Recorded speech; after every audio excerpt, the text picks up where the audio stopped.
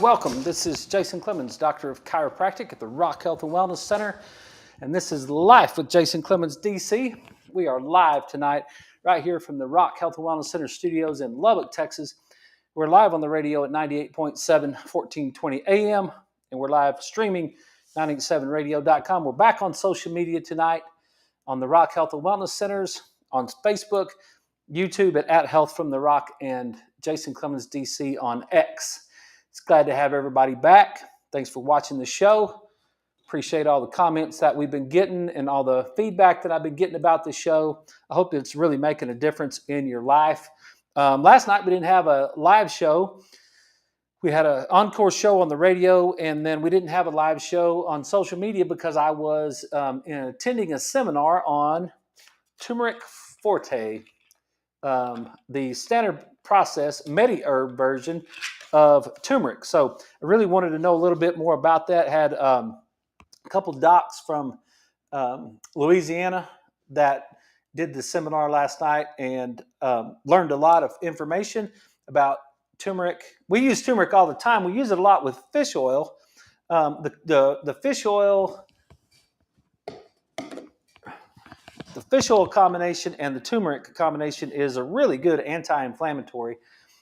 We've been recommending an extra strength turmeric that we don't sell here in the office. And I just wanted to have something here in the office because, you know, a lot of times you say to a patient, they ask, hey, is there something I could take to help with this inflammation? And you'll say, well, you can run by, Drug Emporium or Nature's Tonic or something and pick up some turmeric. And sometimes people do that and sometimes they don't. They get busy and they didn't have time to get over there or whatever. So it's always nice to have something in the office. I'm not a big supplement office. I don't run my entire office over the supplements. The foundation of our office is functional neurology and the adjustment. It always will be. In not all chiropractic offices are the same, but in my office, the adjustment will always be the centerpiece of what we do, I think. I mean, I'm in my 21st year of seeing patients, and it's still the thing that I think is the centerpiece. Now, we got a lot of cool stuff around the adjustment. It's not just the adjustment that we do. I'm even super excited about our new shockwave therapy. It's been great. I was going to read you some of the stuff about it. I don't want to lose my train of thought or anything, but I just sent some questions out. These are two responses that I got back on just feet. So with people who have some bad feet and bad ankles, plantar fasciitis type stuff that they've got going on in their feet, and so I worked on someone on Tuesday. I texted them on Tuesday night, how's the foot feel? And foot feels good. They'll feel the spur every once in a while, but we'll be able to tell how depending on the night, right? So because usually what's happening with these feet is you get off the feet and then they really start to ache in the night and they start to cramp in the night. And there's a physiological reason for that. Remember, we've got fast fibers and we got slow fibers. I can already tell. We're going to be all over the place tonight. So buckle up. Hang on. There's a lot of thoughts going through my head with all this stuff. And you guys are used to it by now. But these things, we hit them as we go. So it's kind of fun sometimes, I think. We got the brain. And we've got the foot. All right, we got nerves going from the brain, from the foot to the brain. Remember, you do not have foot pain. You do not have foot pain. The pain is not in the foot. The pain is in the brain. The pain is registered in the brain. Don't forget that, because it's a major. If you understand that, it's like I've got irritation in the foot. I've got stimulation of the receptors in the foot that get sent to the brain, but the brain maps, it's got a foot. The brain has a map of the foot up here, right? And then when the receptors from the foot send the signal to the brain, then the brain processes the signal And then it maps the pain onto the foot and it says, ow, that hurts. My foot hurts. But it only hurts after it's registered in the brain, right? So during the day, we've got two types of fibers that are going from the foot into the brain. And we've got these A fibers that are very fast and they only fire with movement. And we've got these C fibers that are very slow, but they're constant. So when you're standing on your feet, you're firing your A fibers because you're moving your foot, the pressure on your foot. And so what happens is we get our favorite word that we love to say. We like to understand this word, inhibit. The A fibers inhibit the C fibers somewhere along the way. So the C fibers don't get to the brain, so we don't have as much pain in the foot. But when we lay down at night, and now we're not moving, and then all of a sudden, there's no A fibers firing in that foot, but there's a bunch of C fibers that are firing, and they've been firing all day long. They're not just all of a sudden firing, they've been firing. They just haven't been able to get to the brain because the A fibers have been dampening them, but the A fibers are not firing anymore because we're not moving that foot. And so now those C fibers have a chance to talk to the brain and tell the brain about what's going on. And that's when you wake up and your feet hurt, or you get the cramps in the middle of the night. You get the abnormal function that's going on in the night, right? So if you're having that problem, if you're having foot pain at night, then very likely you're having it during the day too. You just can't feel it, and that's another. It's another thing that wellness people understand, and I know you guys understand it because you guys are just way above. You're like the 1%ers now of the universe. Like you're way ahead of the game when it comes to wellness, right? I feel good, or I feel bad. No, it's not. It's bad. It's bad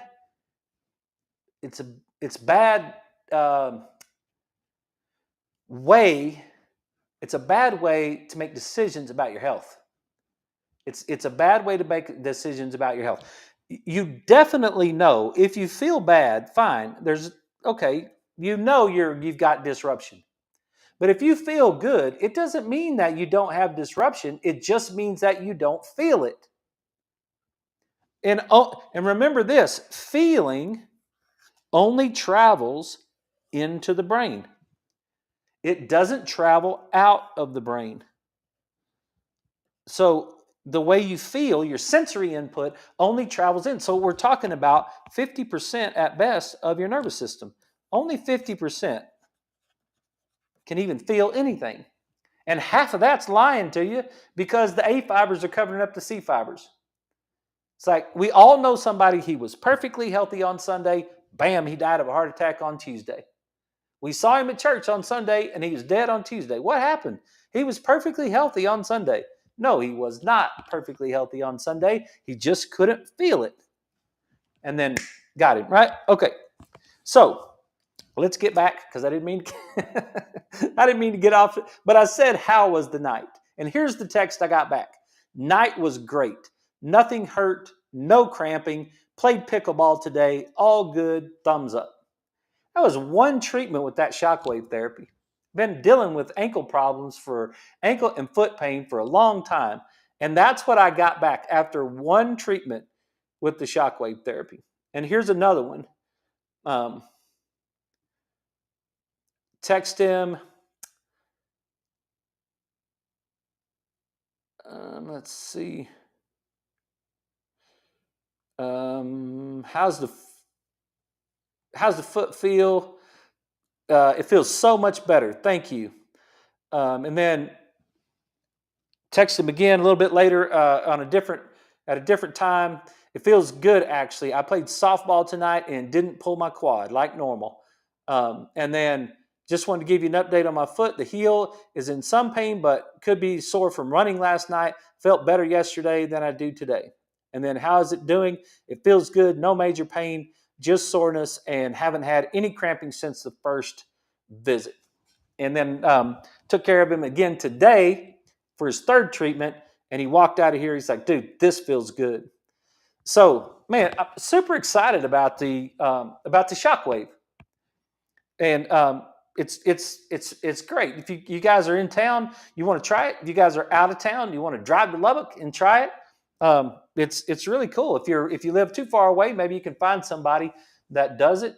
But I'm telling you, it's going to be a game changer so far, because I've only had it for a week, but it's really good. So anyway, let's get back to last night.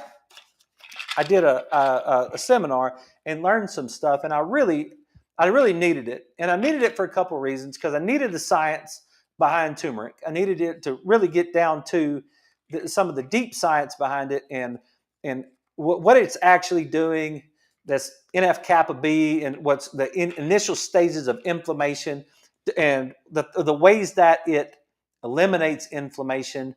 And I really think it's good. There's a couple of components to this turmeric forte for inflammation. And another thing that I kind of forgot, to tell you the honest truth, because I wasn't even paying attention to the label, but I was just looking for the turmeric. But the label's MediHerb, and Standard Process is the company that we use, and that we have a lot of. And then Standard Process is a whole food supplement company, and there's some great stuff in the Standard Process line. The Standard Process is one of the highest quality supplements tested, and highest quality supplements that you can count on. And they've been around for 100 years or something like that. They're really, really high quality stuff. So in the United States, the FDA doesn't regulate the supplement industry, so you don't know exactly what you're getting in supplements. And so you got to, when in our office, when we're trying to sell supplements, we really have to, try to find as good a quality as we possibly can. And you got to trust somebody along the way. And I trust these guys at Standard Process. But they have partnered with MediHerb. And MediHerb comes from Australia. And in Australia, the FDA does regulate the supplement industry. And so what they say is in the bottle, regulated by the government. It's 100%. In the United States, what they say is in the bottle, it may not be in the bottle. So you kind of have to do your homework on that. That's why I don't like to buy supplements at Sam's and Walmart and all that sort of thing. It's like I might buy tires at Walmart. I might buy wrenches at Walmart. We might go get some bicycles or something at Walmart. TVs. I love my TV. That's my new TV place, is Walmart. They got great TVs. When it comes to my health, I think that's not sound. It's like, no, thank you. I'm not going to go to Walmart and buy my fish oil. I'm not doing it. It's like, no thanks. But I do trust Standard Process, and I had forgotten that turmeric is from MediHerb, and so it's even higher quality than Standard Process. And Standard Process is about as high as quality as we can get. So turmeric forte is the supplement. It's great for anti-inflammatory problems. If you got an inflammatory issue. If you have an inflammatory issue and you go get a steroid shot, and that steroid shot works, it's because you're inflamed. Do you understand that? There's 3 reasons, like a back pain person, a person that has back pain. There's 3 reasons that person might have back pain. And inflammation is one of those reasons. Ischemia without oxygen is another one of those reasons, and nerve compression would be the 3rd reason. The steroid shot, the shot that you get in your back, only covers the inflammation. It doesn't address the ischemia, and it does not address the nerve compression. That's why you hear people talk about getting steroid shots, or, man, I got a shot in my back and it didn't work. I remember when my dad was in so much pain, and from sitting in his chair and with all of his neuropathy and all the issues that he had, and he was so excited to go he went to the doctor, and the doctor sent him to the pain management guy, and the pain management guy said, yeah, we can give you a shot in your back. That was all crap. That whole thing was crap. None of those guys told him the truth, but he was so looking forward to getting that shot. And he got that shot, and it didn't do a flipping thing to help his back, because it wasn't, his pain was not the inflammatory issue in his low back.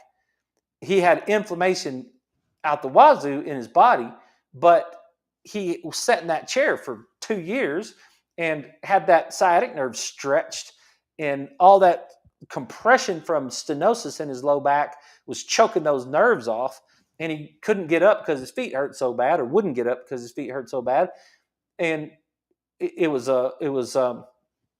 didn't work.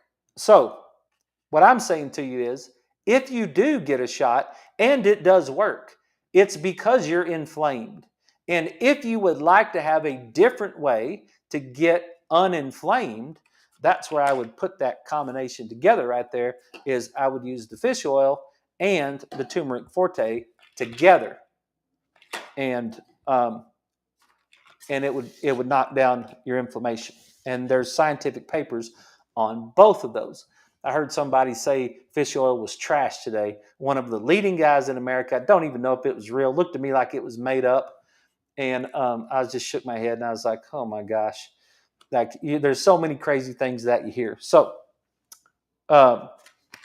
just wanted to share that with you.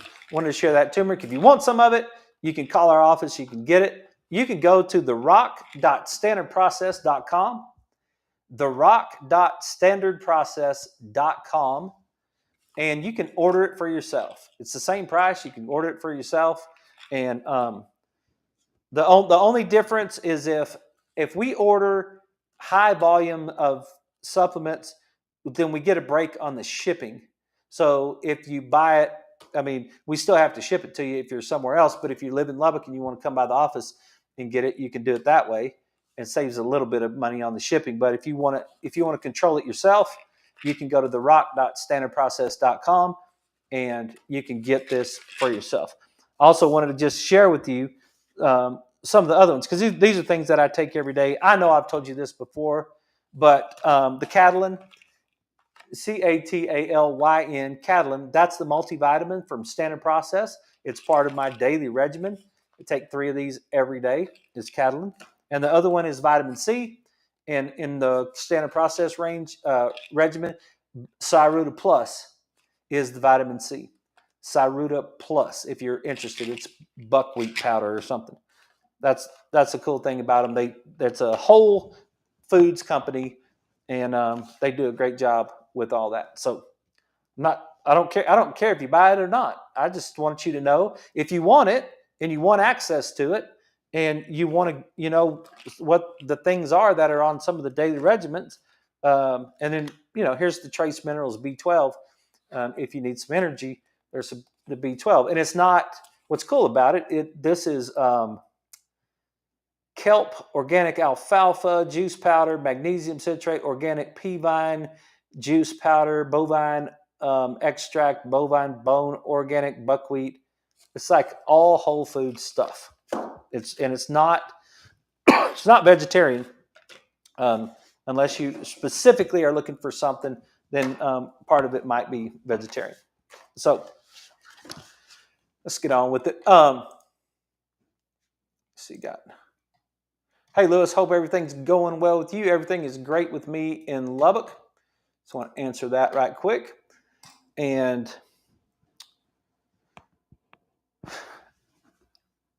I stopped for a minute today, got lost in Instagram like some people do. And there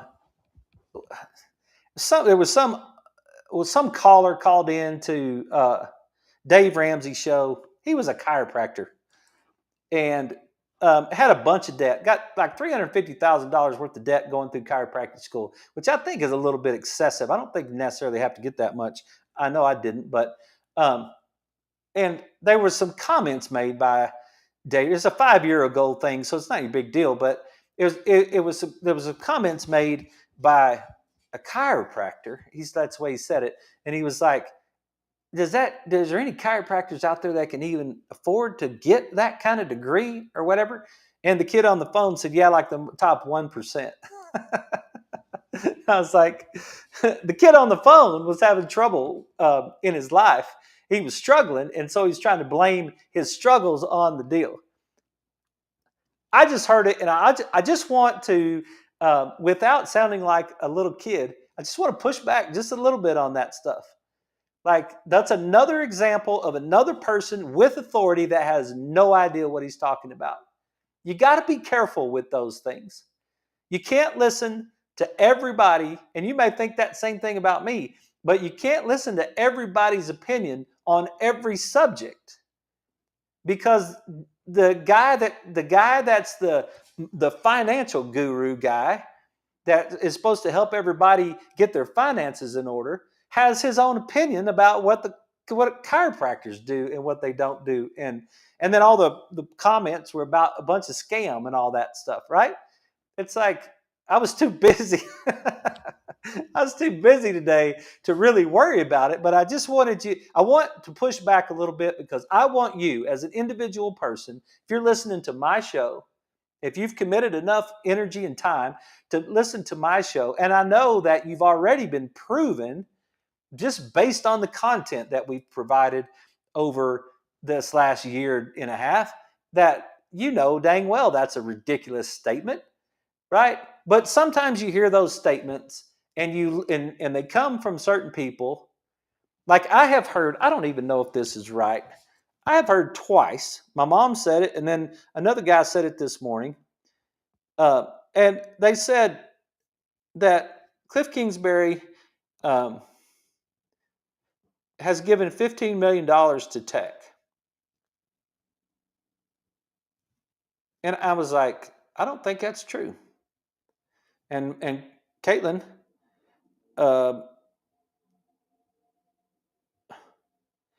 yeah, this was on Facebook, and it was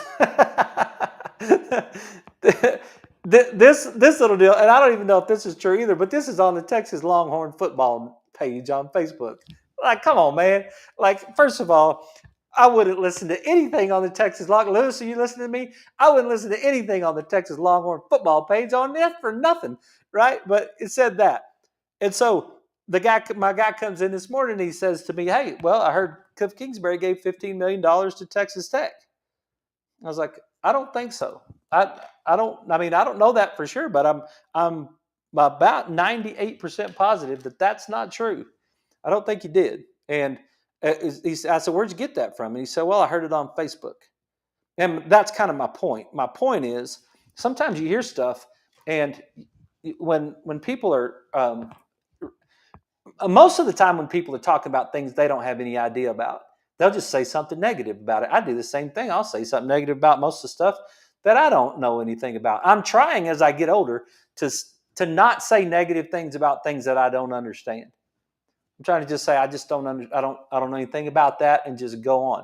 But the things I do understand, as I'm getting older, I'm feeling more inclined to kind of push back on some of the BS, because I don't want you to get influenced by Dave Ramsey's negative opinion on chiropractic. I think Dave Ramsey knows way more about finances than I do. But I can guarantee you, Dave Ramsey doesn't know jack squat about chiropractic as compared to what I do. So I can talk about chiropractic and wellness, and Dave can talk about finances, and we can all get along just fine. And as godly people, we probably ought to do that. So that's my soapbox thing of the day. I'm done with it right there. So let's move on. There's a couple more articles that kind of tie back into what we were talking about Monday and Tuesday that I think would be worth going over tonight. I think that would be kind of fun, actually, because this might be something that you really that you haven't thought about, and I think it's kind of cool. So I'm going to get started on it. We're going to have to take a break here in just a second, but I just want to kind of get started about it, and I want to present this to you. So we're going to get a little technical in the second half of the show. We're going to talk a little bit about a different idea, but this is from, I don't know, it's in some ACTA otolaryngeal. I don't know. I think that's from some other place. This is the article in this magazine, 2022, April, and it says eye motility and auditory brainstem response dysfunction after whiplash. Now, the title all by itself, I'm not going to get into the article because it's a little technical. I mean, I'm going to hit the highlighted points of the article, but what I really wanted to I wanted to share with you, and then I wanted you to think about this, is I wanted you to think about what this is saying. Eye motility, the way you move your eyes, and auditory brainstem response dysfunction, auditory, the way you hear after whiplash. And what would that have to do with anything? What would whiplash, like, wait a minute. I got in a car wreck. I got in a whiplash. Somebody rear-ended me. I was in a parking lot. I got hit from at a stop sign, whatever the thing is, right? I got tackled like a little kid gets tackled, gets whiplash. I don't know. There's no telling how many whiplashes I received growing up playing baseball, basketball, football, wrestled for a year, grew up on a horse ranch. There's all kinds of opportunities to get a whiplash type injury. But this article is talking about how it affects your eyes and how it affects your ears. So what I want to do when we get back from the break is I want to talk about it because I think it would be pretty cool. I think, and you might not have ever thought about it before, like, whoa, hang on a second. My brainstem and my eyeballs are connected. And the way my vision might have something to do with my brainstem, and pressure on my brainstem might affect my vision. Yes, that's what we're going to talk about. Stick around with us. We'll be right back. This is Life with Jason Clemens, DC.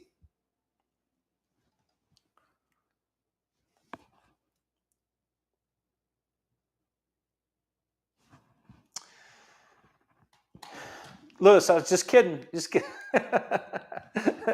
Just kidding about giving you a hard time about the Texas Longhorns. If you guys don't know, our main man Lewis that watches the show gives us comments. He lives in Waco, and he is a Texas Longhorn fan.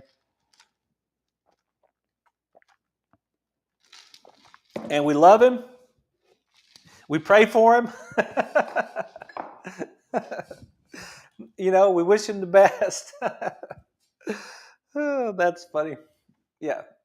But no, if you guys, if you got any comments or questions, you got any shows you'd like to go over, you got something that's bugging you in your health world, if you've got something that, it's like you'd like to know more about from a health standpoint, something that you've heard, we could do an editorial section on every show and just say, hey, Doc, what do you think about this? I heard this today.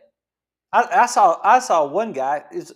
It was at the same time as I heard the Dave Ramsey guys. Like I should get off of Instagram for this 5 minutes that I was on it this morning. But it was a guy that was talking about anxiety, and he was fixing to do some sort of ganglion block. He had a syringe in his hand, and he was about to give somebody an injection that was going to, like a Botox injection into a nerve to kill that nerve. And I was like, and I was like, this guy looks like a chiropractor. And so I clicked on to see who he was, and he was a nurse practitioner. He went to nursing school first, and then after nursing school, he went and got his chiropractic degree. And then he went back and got his nurse practitioner's degree. And so now he's a nurse practitioner, chiropractor, and he's using his degrees to inject people's nerves to stop their anxiety. And I'm like, dude, if you kill the nerve to solve the problem, you didn't solve the problem. Like that's like Botox injections. It's killing the nerve. Had that conversation this week with the torticollis little boy. It's like, the Botox injection is killing the nerve. That's what Botox is. Botulism toxin.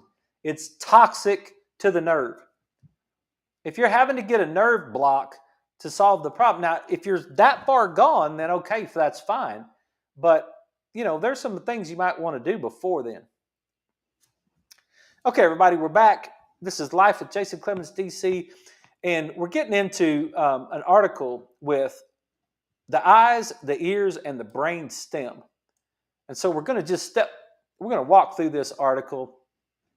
The aim of the study was to identify the prevalence of brain or brainstem dysfunction after acute whiplash trauma, grades 2 and 3, according to the Quebec Task Force classification. So I guess this article may be French, French Canadian or something. And to investigate a possible correlation between the development of chronic symptoms and objective findings from auditory brainstem response and eye motility tests. So they got these two different things. So I'll just stop right there and just ask you, have you thought about that before? Have you thought about your brainstem being the area that your eyes are controlled by?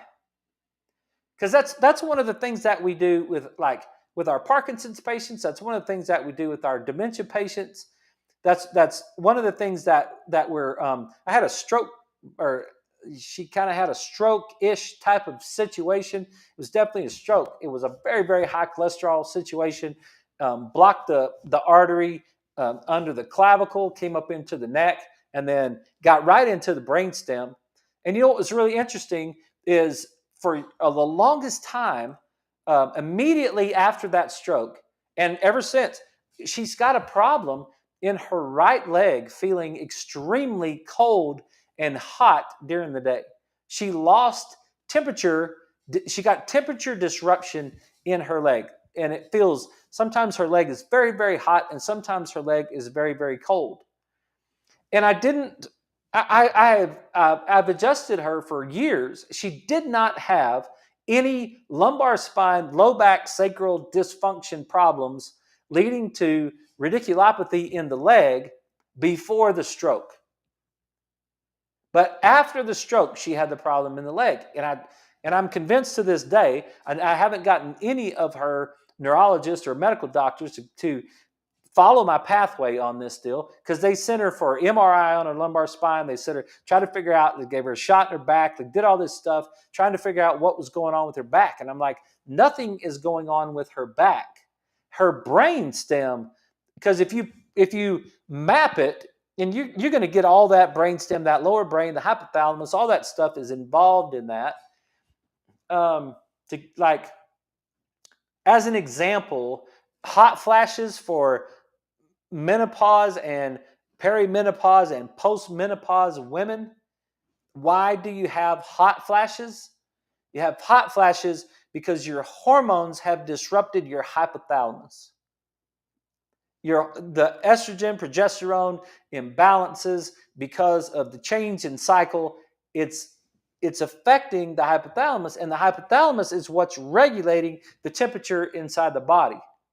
And so now it's just got that, it's just like almost a spastic response to the internal environment of the body, the internal hormones of the body on the hypothalamus, which is causing the body to just get super hot all of a sudden.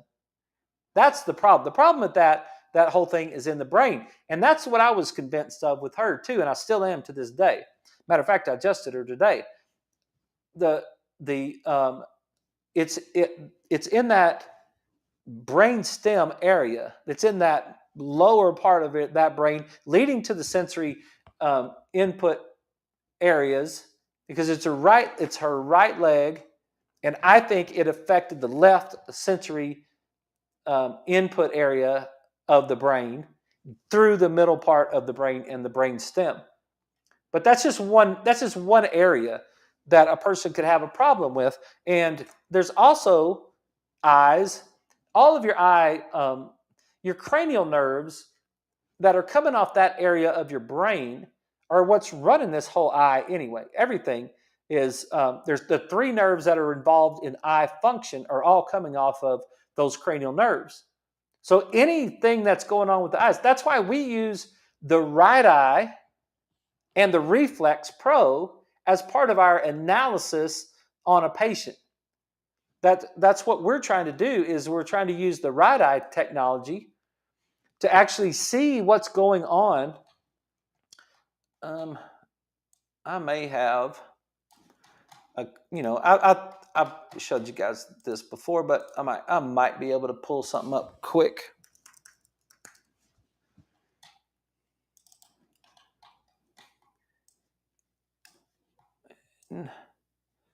Yep. Let me see, and then no, not that one. But and let me see if I got anything reflex. Yeah, I got both of them. We're getting better. We're getting better at finding our stuff on this show. But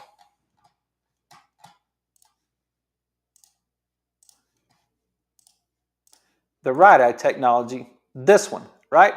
So we do this right eye test, and what are we doing? We're trying to look for different parts of the brain as it affects the eyes, right? So the fixations is the brain stem. Can you look at something, keep your eyeballs on it without getting distracted about something that's over there? If you get distracted, your eyes are going to jump. They're going to, like that truck just went down the road right there. And so it'd be like I'm looking at you, but then my eyes all of a sudden I'm over here, and then my eyes want to just pop over there and come back. That's a fixation brain stem. Call it neural integration. And that's that lower part in the brain stem, right? We've gone over this before. Saccades are quick eye movements, and pursuits are slow eye movements. And all of those are coming off of those cranial nerves that go through that part of the brain. The pons, the medulla, the midbrain, those things that you've heard, the brainstem area is the area that these cranial nerves, the nerves start there. The nucleuses of the nerve start in those parts of the brain, and then they come to the eyeball, right? So there's the explanation of the right eye, and then the Reflex Pro is the same thing. Now this is pupillary light constriction, so now we're looking right at the pupil, but that's coming off of that whole brain stem as well. So we'll get all kinds of different inputs from that standpoint. And then this alpha and omega pupil is all about sympathetic nervous system or sympathetic disruption or autonomic nervous system disruption. And that gives us the information there too. So that was just a little quick aside. So let's look at the article again and let's see what they say.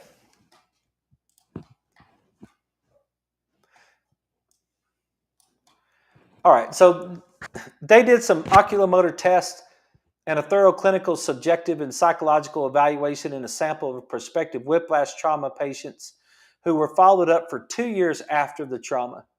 The initial test results did not reveal any prognostic clinical signs for the tested group as a whole, but we could discriminate some patients with clinical symptoms and signs paired with pathological test results. Over time, some patients normalized clinically and their test results improved, while others deteriorated clinically and their test results were worse at the 2-year investigation.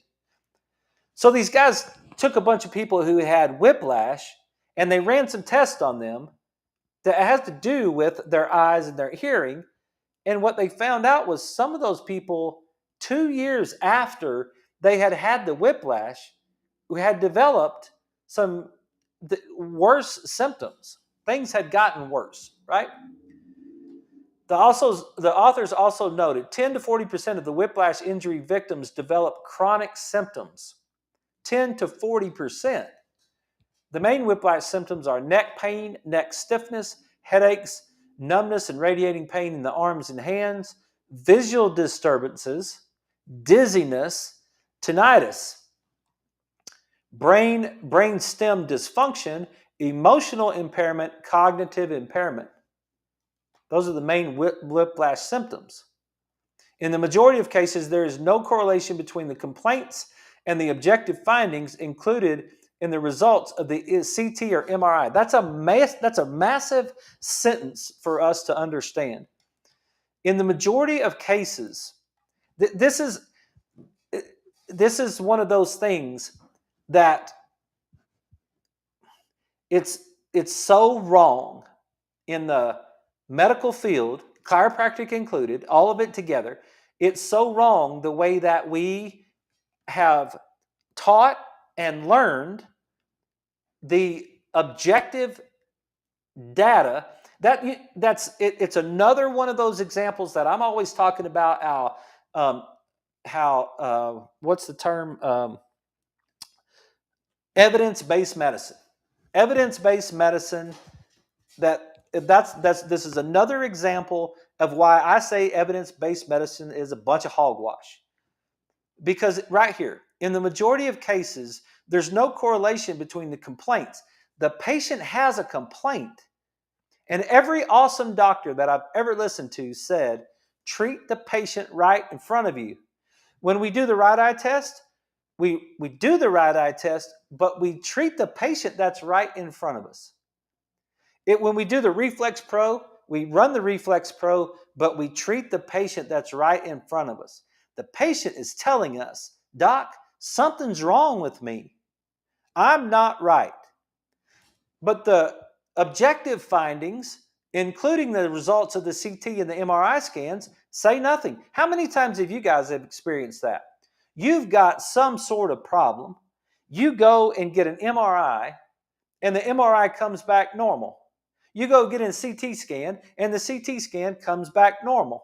And the doc tells you it's all normal. That's what happened to my son. We took him to the cardiologist. The cardiologist put a monitor on him for 2 weeks, ran an echo on him, and did an EKG on him. And guess what?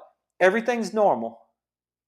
His echo's fine. It's 100% normal. His EKG is 100% normal. Everything's normal. But doc, he stands up and his heart rate goes to 130. Well, his objective findings and his complaints are not matching, and they don't always match.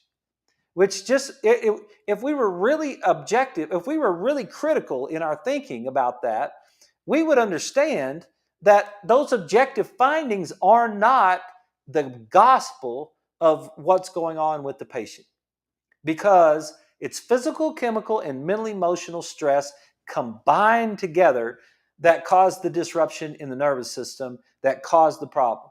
And if you do not address the physical, chemical, and mental emotional stresses together, you might miss one of those things.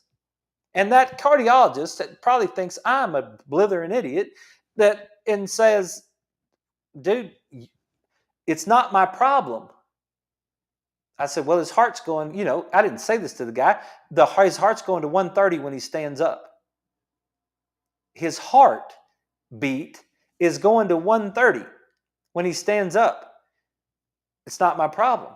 His heart is fine, right? So when you read these sentences, sometimes it's like, it's cool it's like you see them and it's like,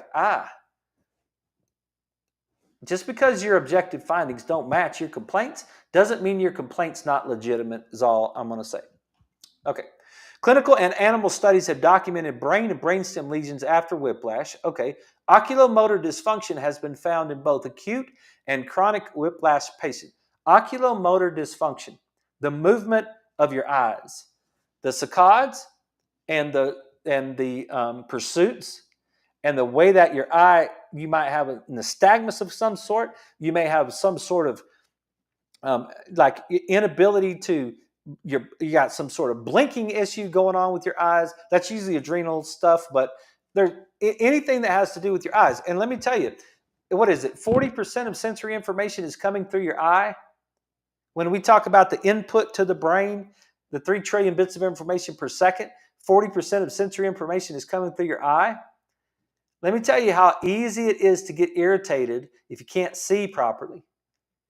When I started this whole glasses thing, one of the very first things that I noticed in this glasses thing was how different food tastes when I couldn't focus on it. Y'all have had that experience? Like when your eyes get blurry and you don't have your readers with you and you try to eat something, and it's like the food, when you look down at your plate and your plate is blurry because you can't, because your eyes aren't working properly, and then it changes the whole digestive tract. It changes the brain input of the food. It also is very frustrating when you can't see. It's very frustrating throughout the day. And so when you see these things, and then one of the things right here is like dizziness and tinnitus. So remember that we've had this conversation before about the ringing in the ears and the vertigo. And my presenting for consideration that the vertigo is not just the crystals floating around in the ear, but it's also the lack of integration of the vestibular system with the ocular system, with the cerebellum, and the whole brain is now disrupted, and now I lose my balance. I feel like I'm spinning around, right? All those things are there. And then emotional impairment and cognitive impairment. I'm emotionally disturbed after a whiplash. I'm cognitively impaired after a whiplash, right? Okay. So these authors used auditory brainstem responses, audiometry, and oculomotor tests in 34 prospective whiplash patients, trauma patients over a 2-year follow-up period. Grade 2 WAD, which is they what are they? I don't know what WAD stands for.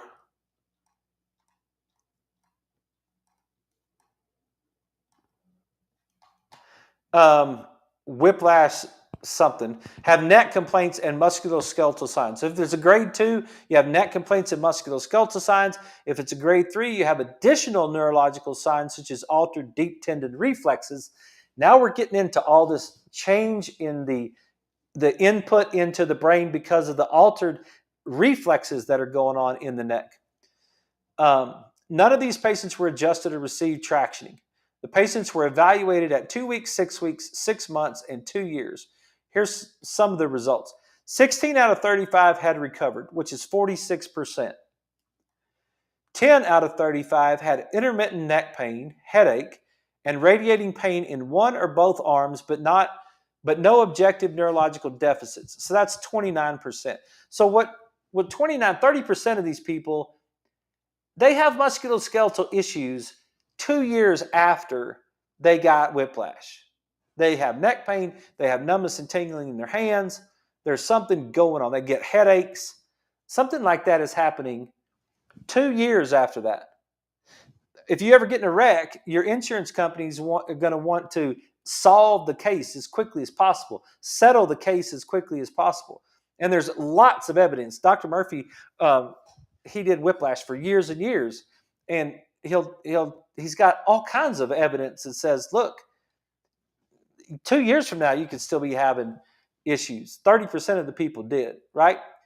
4 out of 35 had neck pain radiating into one or both arms, and memory impairment, concentration problems, and neurological deficits such as sensory deficits, weakness, and reduced tendon reflexes. That's 11%.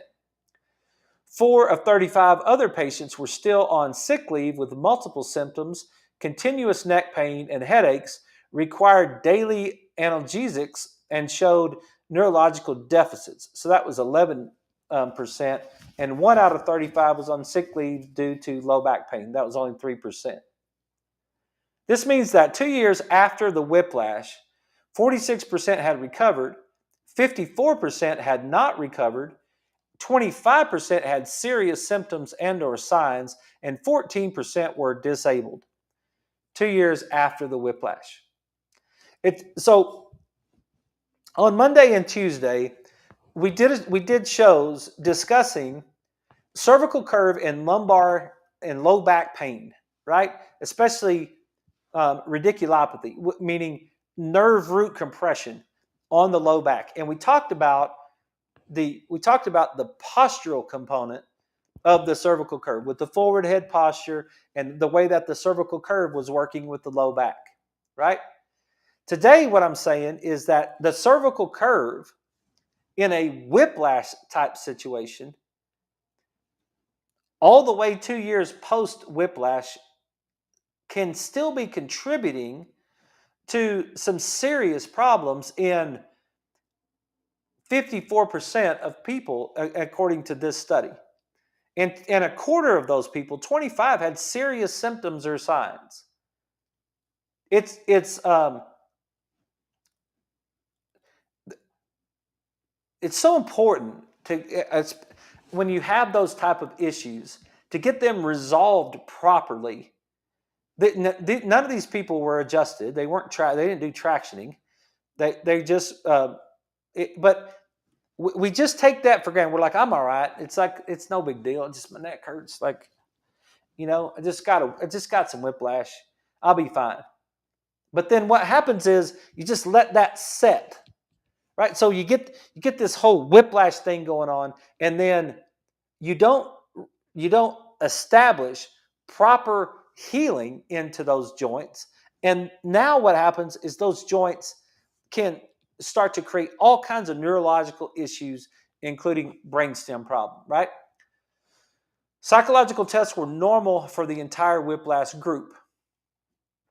Auditory brainstem response was also normal for the entire whiplash group. 10 out of 35 injured patients showed a worsening of the oculomotor smooth pursuit test at the 2-year follow-up. See, now you get into the right eye test, right? The smooth pursuit test. We got 29% of these people who are not being able to pursue properly. And I'll make this argument for as long as I think it's right, I guess.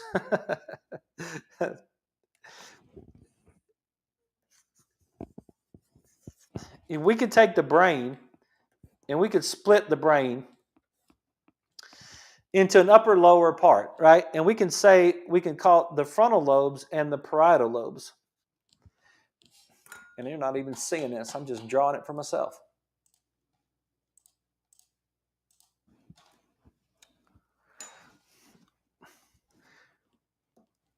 The frontal lobes and the parietal lobes. And we've got a brain stem and a midbrain and all this. We got all this stuff down here at the bottom of the brain. And then we've got 2 eyes.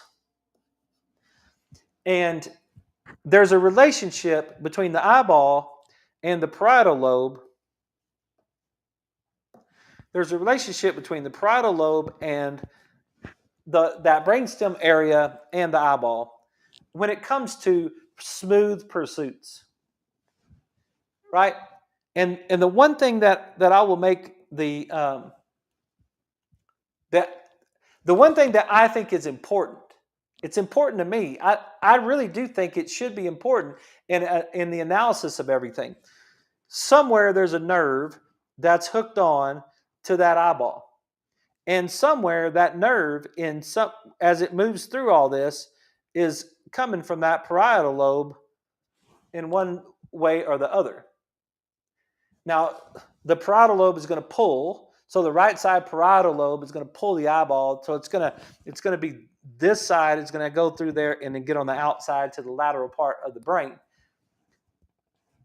The point I'm trying to make is this. If I'm having pursuit issues, if I'm having a deficit in pursuit issues, there's two ends to that nerve.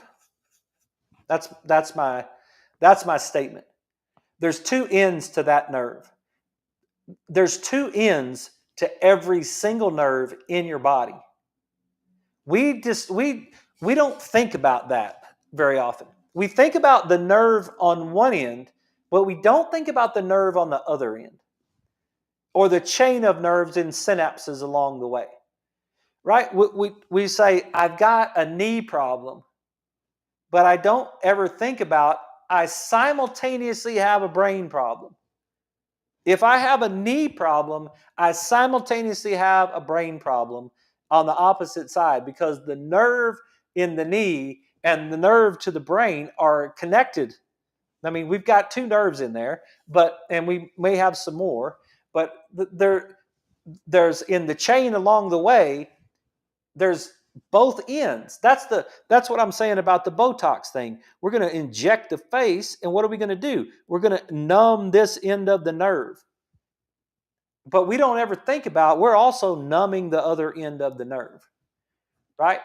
So when we have as the article is saying, and we're about to run out of time, so we may have to bring this back again tomorrow night. But what the article is saying right here is that 29% of injured patients showed a worsening of the oculomotor smooth pursuit test at the 2-year follow-up. It's not just your eyes that aren't working, it's that parietal lobe that's not working either. And then we could get into all the functions of the parietal lobe and say, hey, there's lots of things that we're like talking about mapping the brain, and there's a lot of things going on in that parietal lobe that may not be functioning as well either. So it would lead us back to the understanding that, hey, we need to take care of that whiplash situation. We're going to end up down the road with some sort of problem, and we're not going to understand where it came from, because a lot of times we think in very short time frames. So we say, if I have a problem, well, I don't remember doing anything yesterday. I don't remember doing anything the day before. I don't remember hurting myself, but all of a sudden I got this problem. And it's like, maybe not. Maybe that problem came from something that happened 2 years ago. And it's just now manifesting itself. We'll leave it around. We'll pick up the rest of this and kind of finish this whole brainstem cervical spine thing tomorrow night. Thank you guys for listening to the show. If there's anything else I can do for you, please let me know. Otherwise, you guys have a great night, and we'll see you tomorrow night at 6.